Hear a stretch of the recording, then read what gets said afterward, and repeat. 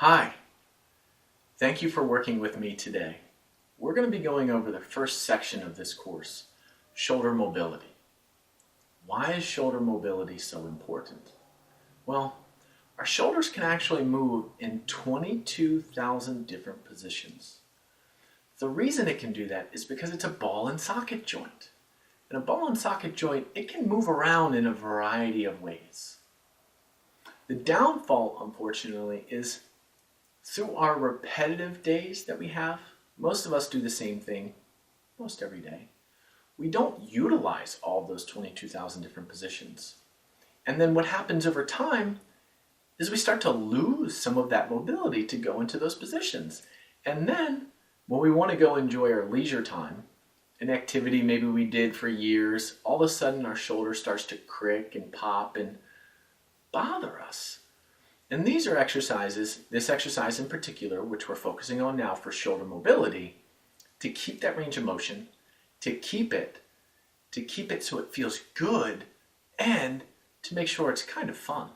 So we're going to be bringing out our pole. And again, this pole is $4.98.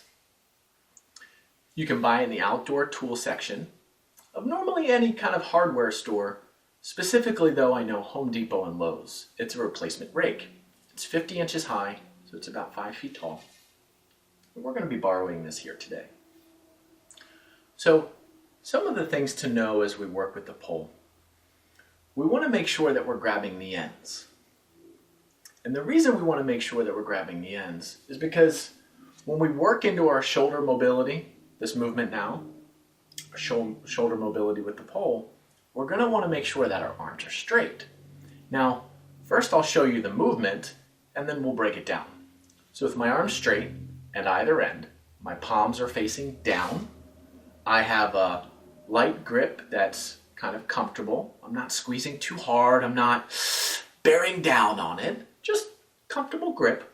With my arms straight, I'm going to bring my arms all the way up, just clearing over top of my head, and then all the way back down, as far down as I can actually bring my arms, with my arms straight through my shoulders, and then straight as I come all the way back up and over, as you can see here in the video, just barely clipping my head.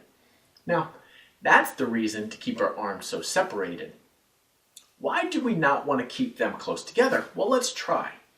If I grab a closer grip, let's say shoulder width apart, and again, my palms are down.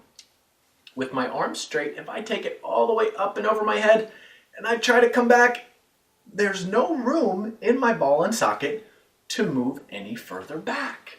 So what do I need to do? Well, that's when with my palms facing down, I need to separate my hands as far to either end as I feel comfortable, and you'll want to play with the distance. As I've worked with many different clients, everyone has a different distance, but what is similar between everyone is you're almost directly at the end. But if you go to come up and you're at the end and you're hitting your noggin, let's bring your hands a little bit closer together so we just clear our head. And that's going to take practice to try to figure out how far apart you need to have your hands. Again, now with our palms facing down and our arms separated, it's really important to make sure that our arms stay straight. When I start to come over my head, if I start to think and feel, oh, let me bring the pole down lower, and I start to bend through my elbow, when I do this, I'm no longer stretching my ball and socket. In particular, the front part of my shoulder. Technical name, the anterior compartment of the shoulder, but who cares about that stuff right now? We're just going to call it the front part of our shoulder and inside the ball and socket. So, with our arms straight, and the reason we want to keep our arms straight is because when we come back and my arms start to bend, then I'm no longer stretching inside of my shoulder capsule. So it's really important that as my arms are straight and relatively at the ends of the pole, and I come all the way over my head, making sure that I clear it, and I come all the way back down as far as I can with my arms straight. Now, when I first started doing this movement, believe me, I could only make it this far. Especially because I've had surgery on my right shoulder twice. I've had a total of 5 surgeries on my right arm. It just wasn't working out very well. Then after 2 months of daily practice in the morning and the evening with this, my shoulders really started to loosen up. It was one day, little by little by little, and the next thing you know, wow, what a big release that was. What a big release of tension in my body, and that felt so good. And that's why I'm sharing this with you today. So, let's go over how to do it and what you'll be doing on your own. With your palms down on either end, and this end, because it's a replacement rake, it's a little bit finer tuned so it can pivot on the ground if needed. Both sides can, but this one is like a pick, so it could go into the ground.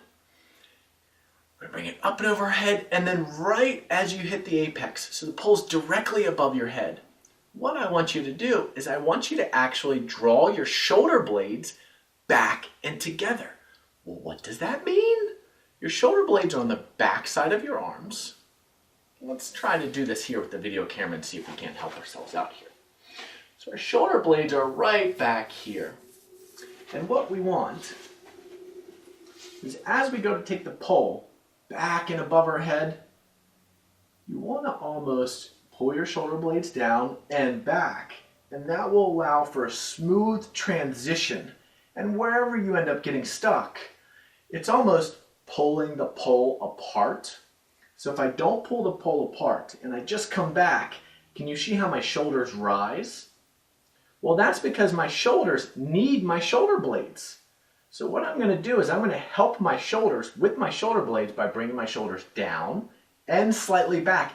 And I'm going to pin my shoulder blades back and together as I draw this pole all the way down as far as I can go. And remembering to keep my arms straight the whole time. And then as I come up, the same idea, drawing my shoulder blades together, arms straight, and all the way over my head, clearing it until I come back down. So now we need to talk about, because we went over the points of how to do it, how long do you perform this exercise for? Well, that varies. And I'm not one for counting. I'm actually kind of lazy by nature. So I'm going to share with you the lazy way to count and how to make doing this exercise as easy as possible and how my clients have been able to exercise while watching TV. What we'll do is we'll actually perform the movement for time. Because when we perform this movement for time, we no longer have to think. 13, 14, 16, wait, what number was I on? Oh no, I'm thinking about what I have to do later, or if it's in the morning, or if it's in the evening, what did I do today, or what do I have to do tomorrow, or what's so important that I might be forgetting? Let's just take all of that mindless jargon, believe me, it's important, just not here, and let's slide it to the side. The way that we'll do it is we'll work with time. This way, if I set a timer for say 1 minute for 60 seconds, and now I use it on my iPhone, you can use it on your digital or phone that you have that has a timer counting down. A lot of times also I'll use my watch. Set a timer to count down from 60 seconds and just keep moving. And this way, while you're moving, you can focus on how the movement actually feels. And if you're having thoughts about what you need to do later in the day or what you did earlier in the day, you can pause, stop your stopwatch, write down what's on your mind. This way you clear your mind, at least for the moment, and then you can come back to the exercise and resume. So here's how I would ask you to do this. Arms apart, you would just come back and forth, nice and steady and smooth. For a timer of 1 minute, I want you to do 1 minute for the first week, and then the second week for your daily practice, 90 seconds. And then the third week, I'd like you to up it to 2 minutes. And what I want you to feel for is when the pole comes over your head, draw your shoulder blades back and together, keeping it back and together as you come over your head, and then relax your shoulders as you come forward. And you're just going to keep it nice and smooth. In your feet, you're going to feel a slight change of pressure depending on where the pole is. If the pole's back, shift back. If your weight's forward and the pole's forward, you shift into the front part of your feet. And you create a nice, smooth, rhythmic motion. Again, for the first week, 1 minute. For the second week, 90 seconds. For the third week, 2 minutes. And we'll be going over that in greater detail towards the end of the program. So thank you for joining me for the shoulder mobility portion, and I look forward to seeing you in the next portion where we work with our upper back and our thoracic. Thank you. Have a great day.